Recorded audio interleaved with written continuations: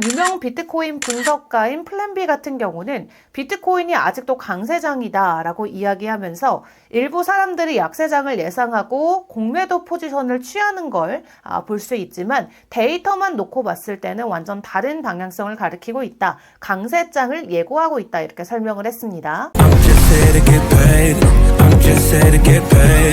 네, 여러분 안녕하세요. 6월 24일 파이어 브리핑입니다.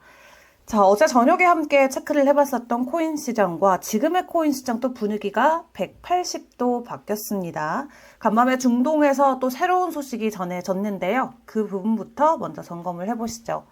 자, 이란이 미국의 핵시설 공격을 하기 위해서 다시 한번 움직임을 보였습니다. 이 미군이 주둔하고 있는 카타르 공군 기지를 향해서 미사일 공격을 감행했는데요. 다만 사전에 공격 계획을 카타르 정부에 전달했기 때문에 다행히도 인명 피해는 없었다라고 합니다. 총 14발의 미사일을 발사를 했는데 그중에 13발은 요격을 했고요. 나머지 한 발은 결국 떨어지긴 했지만 피해는 없었다고 해요. 다만 이란 정부 관계자 같은 경우는 오늘 새벽 시간까지만 하더라도 지금 이어지고 있는 이 전쟁 최대 2년까지 이어질 수 있다라고 이야기하면서 미국은 대가를 치러야 된다. 이렇게 동일한 입장을 지속적으로 반복을 했습니다. 다만 트럼프 대통령 같은 경우는 이란이 미사일을 카타르로 발사를 할 때 이미 사전에 통보를 했기 때문에 다행히도 피해가 없었고 미리 알려준 이란에게 감사하다. 또 이렇게 이야기를 남기기도 했어요. 그러면서 더 이상 징후가 없기를 바란다. 이란이 중동 지역의 평화를 위해서 행동에 나설 수 있길 바란다. 또 이스라엘도 동참하기를 진심으로 촉구한다. 이렇게 이야기를 했는데 그리고서 몇 시간도 안 돼서 갑자기 이스라엘과 이란의 휴전 합의 내용이 공개가 됐습니다. 자, 지금 12시간의 휴전 기간을 걸쳐서 24시간 이후 전쟁이 공식 종료된다 이렇게 이야기를 했는데요. 결론적으로는 지금 처음으로 미사일이 날린 지가 12일이 됐기 때문에 12일 전쟁, The 12-day war 이렇게 명명을 하면서 지금 이란과 이스라엘의 휴전이 나온 것으로 이야기 발표가 됐습니다. 결국 12일간의 충돌을 갑작스럽게 마무리하는 수순에 들어간 상황인데요. 일단 트럼프 대통령은 이 이스라엘과 이란이 모두 인내심과 용기 또 지혜를 가지고 전쟁을 끝낼 결정을 내렸다라고 이야기를 했고요. 이게 트럼프 대통령의 또 혼잣말은 아니었습니다. 이란의 한 고위 관리 같은 경우도 로이터 통신의 인터뷰를 통해서 이 카타르의 중재와 미국의 제안에 따라서 이스라엘과 휴전에 합의했다라고 밝혔습니다.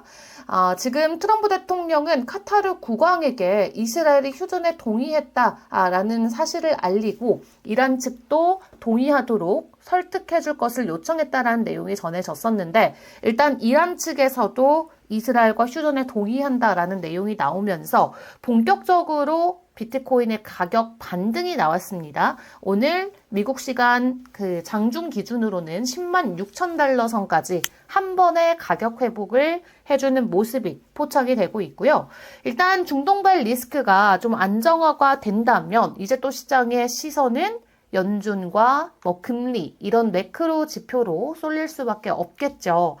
자, 이번 주에는 연준 위원들의 연설이 많다 말씀을 미리 드렸었는데 자, 오늘 새벽부터 연준 위원들의 발언들이 이어졌습니다. 오늘은 연준의 이 금융감독 부의장이죠. 미셸 보우먼 그리고 시카고 연은 총재인 오스탄 굴스비 주요 인물들의 발언이 있었는데 일단 시카고 연은 총재인 오스탄 굴스비 같은 경우는 관세 논란이 사라지면 금리를 인하해야 된다 이렇게 이야기를 했습니다. 한마디로 아직까지는 관세 때문에 인플레이션이 어떻게 변동성을 보일지 몰라서 지금 상황은 불확실성으로 일단 대기해야 된다 이런 내용이고요.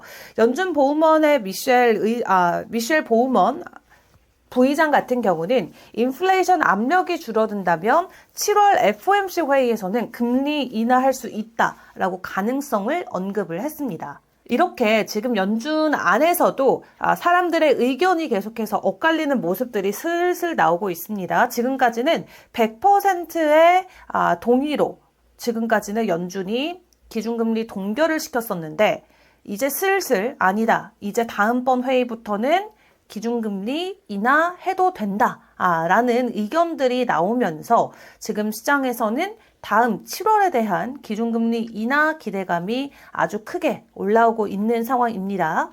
자, 일단 연준 의장들의 엇갈린 의견과 또 간밤에 중동 전쟁으로 더 커질 수 있었지만 극적인 타결 소식이 전해지면서 일단 비트코인의 현물 ETF 같은 경우는 거래량이 1조 달러를 기록하면서 ETF 출시 18개월 만에 처음으로 1조 달러 돌파 소식이 전해졌고요.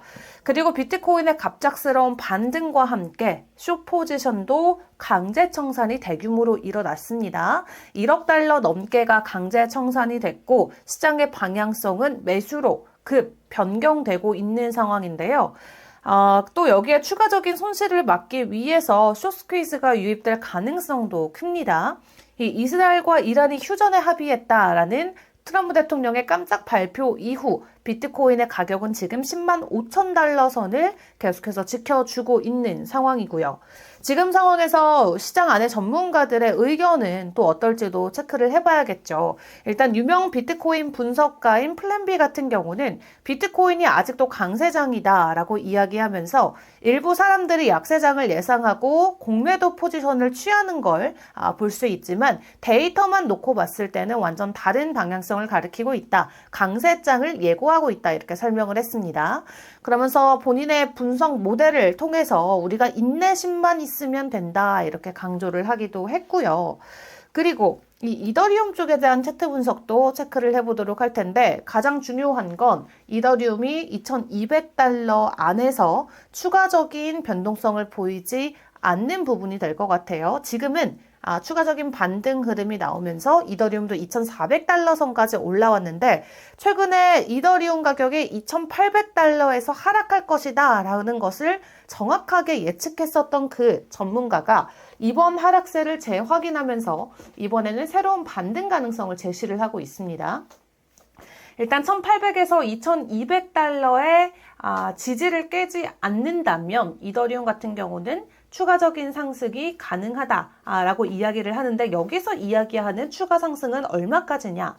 무려 8,000달러에서 10,000달러의 새로운 사상 최고치를 기록할 수도 있는 가능성을 이야기하고 있습니다.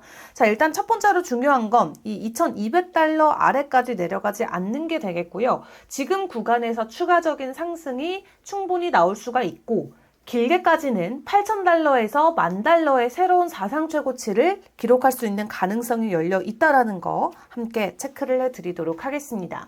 자, 솔라나 같은 경우도 최근에 선물 거래량이 심상치가 않습니다. 이 CME 선물 시장에서 활성도가 최고치를 기록하면서 주요 투자 시장의 준비 태세가 강화되고 있는 상황인데요. 그럼에도 불구하고 최근 여러 가지 변동성으로 솔라나도 가격 하락을 겪었었는데 일단 솔라나 같은 경우는 총 7개 기업에서 신청을 한 ETF가 곧 승인될 가능성이 높아 보이고요. 그중에는 솔라나 스테이킹을 포함해서 주류 암호화폐 투자와 또 기반 수익을 결합한 혁신 상품도 포함이 돼 있다고 합니다. 이렇게 솔라나 ETF 출시에 대한 기대감 때문일지 일단 CME 선물 거래소에서는 지속적으로 거래량이 증가하면서 선물 거래량 4사 최고치를 기록을 하기도 했는데요. 일단 거래량이 증가가 된다라는 측면에서는 솔라나에 대한 가격 기대감도 함께 키워볼 수가 있겠습니다. 자, 그리고 피터 브렌트 전설적인 차트 전문가죠. 피터 브렌트가 XRP의 주봉 차트에서 지금 헤드앤숄더 패턴이 나타나고 있다라고 이야기를 합니다. 그래서 만약 리플이 1.8달러 지지 못하면 지금 보여주고 있는 중기 상승에 대한 흐름이 마무리될 수 있다라는 전망도 내놓고 있는데요. 일단 1.87달러의 넥라인이 가장 관건이 되겠습니다. 그래서 2달러 아래에서 가격 유지가 조금 길게 된다면 전반적인 중장기 추세에 대한 상승이 꺾일 수 있다라는 거 좀 체크를 해보시는 게 좋을 것 같습니다. 자, 그리고 알트코인 관련해서는 이 트론 관련된 이슈 좀 함께 점검을 드리도록 할 텐데요. 트론의 고래 지갑 활동이 하루 새 145%나 급증했다고 합니다. 이 연이은 대규모 청산이 발생한 시장 혼란 속에서 지금 이러한 움직임이 포착되면서 단기적으로는 기술적 반등 신호가 될 수 있다라는 분석도 함께 나오고 있는 상황인데요. 일단 거래량이 145%나 고래 쪽에서 증가했다라는 건 이 트론의 대형 거래가 집중된 시점이 다가오고 있다. 이렇게 생각을 해볼 수가 있겠고요.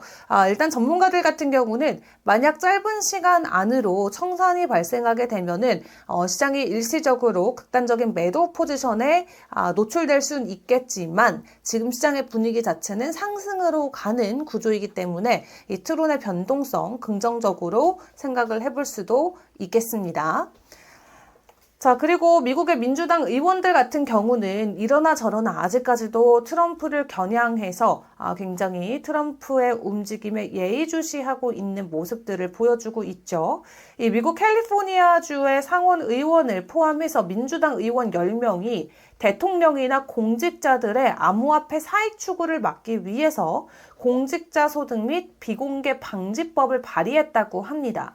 이번 법안 같은 경우는 트럼프 대통령이 트럼프 일가가 주도하는 디파이 플랫폼이죠. 이 월드 리버티 파이낸셜을 통해서 무려 5,700만 달러의 수익을 신고한 데 따른 조치로 보여지고 있고요. 지금 공직자들이나 대통령이 코인으로 돈 벌게 하면 안 된다라는 법안이 준비가 되고 있긴 합니다만 일단 시장에서는 이 코인 시장을 키우기 위한 추가적인 법안들이 더 많이 마련이 되고 있어서 시장에서는 큰 관심을 주고 있지 않는 분위기입니다.